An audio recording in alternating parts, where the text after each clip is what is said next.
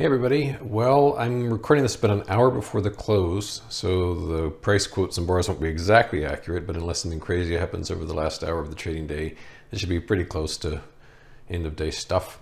But I wanted to walk through quickly my index watch list. There's 25 of these things. Some I'll just blow right past, others I'll say a few words about.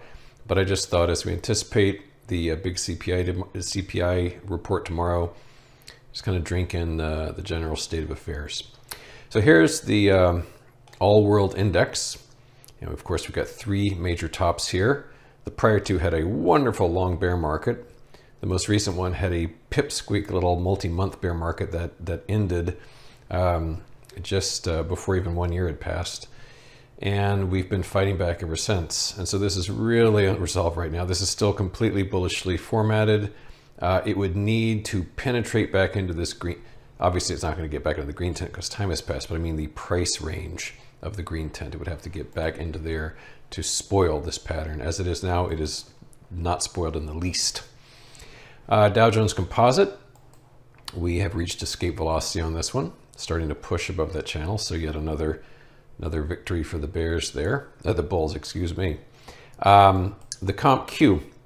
This is being very Fibonacci friendly based on these new anchor points I've got.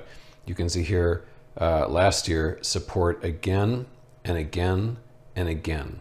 And it launched up, up we go, blew past this one, and is approaching this one. So this is the next major resistance at 14,161. At the moment, we're kind of stalling out in that zone. Again, this is the NASDAQ composite, but this that is a tremendously important resistance by way of the Fibonacci, and incredibly, this nearly perfectly priced price cap right there. It's just almost amazing that it's exactly there. Dow Jones Composite, sort of still a diamond, but not really. It's just kind of a big fat mess. It's been meandering around for 2 years now, not really knowing what to do with itself. Dow US Financial. Well, you know the drill. It got hit hard by Silicon Valley Bank and First Republic and Signature, and it's been recovering ever since. This looks sort of like the IWM, not surprisingly. And we're kind of in a no man's land now, unresolved at this point. It hasn't finished its bullish base, and it hasn't broken down either. It's been recovering since mid-March. Large cap, not much to say. It looks a lot like the all world index. Hang Seng, not really our concern. Gold bugs, nah. The Indu, this is a little interesting. Here's the Dow going back for 123 years. And most recently, it's working on this green tint right here.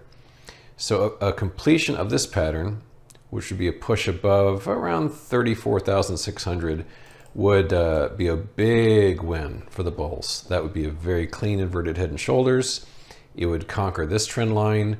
The bulls could count on a big push after that, were that pattern to complete. Here's the Nikkei 225. Not much to say, except it's pretty near the top of its channel, but it's not very definitive. So meh, it's overseas, so not that interested in it. NASDAQ 100, zooming in on here, very much the same deal as the Comp Q. In as much as we've got this really nice, is that properly anchored? No, I think it's a little off. Let's tweak that like so. Come here, you. There we go. So now, same deal. Here's the major resistance. Obviously the price is different because, it's a different index, but the shape is very much the same. And so, yeah, that's the next major resistance on that sucker. S&P 100, the OEX. After this completed this base here, it's persistently stayed above it. Russell 2000, here's an interesting critter.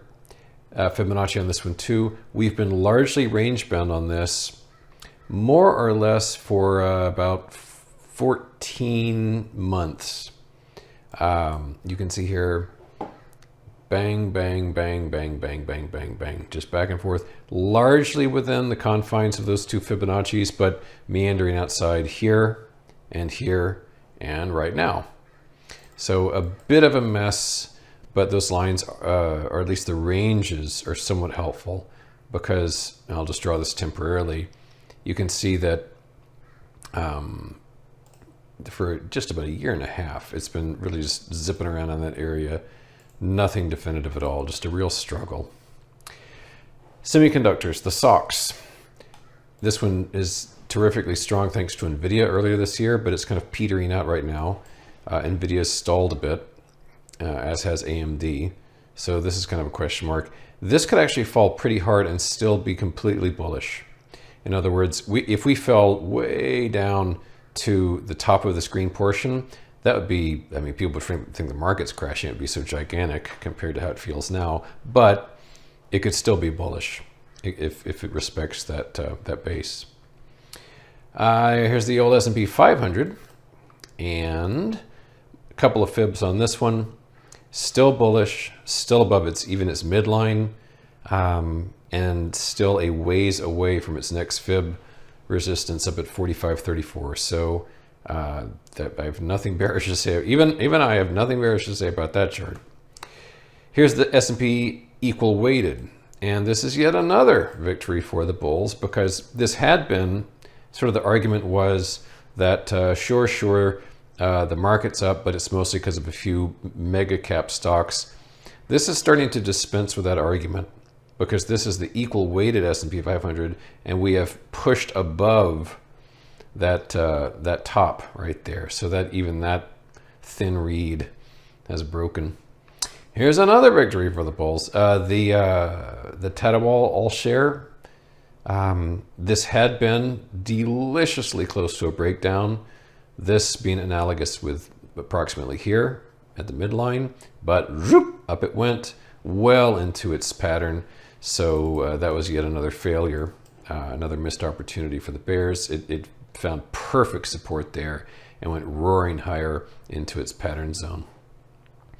The transports, strong, and I can just highlight that with a quick tint here.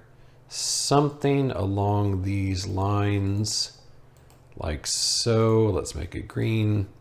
So yeah, you can see there how the transports are kind of joining the party as well. Dow Utilities. This one is just about the only one in Dow land I can point to and say it looks possibly bearish.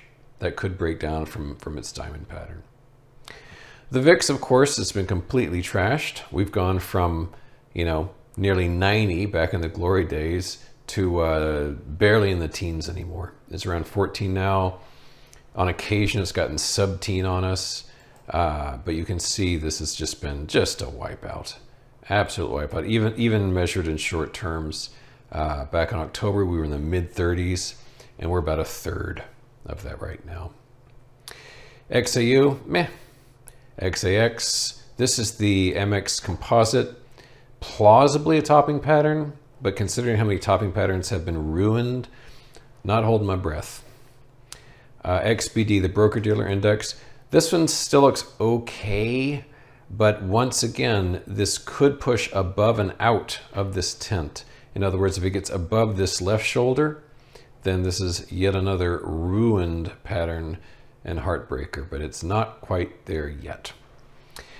Here's the XMI, major market index, very close to lifetime highs, very close to a breakout. And finally, the XOI, the oil index, this is just ringing up for the bulls one after the other. This also has pierced its descending trend line, and the bulls can embrace that as yet another victory too. So for the one or two bears on earth that are still left, very little solace. It would take, I think, a shocker of a CPI tomorrow to break the, to take the wind out of their sails. So on that grim note, I will say farewell and see how tomorrow goes.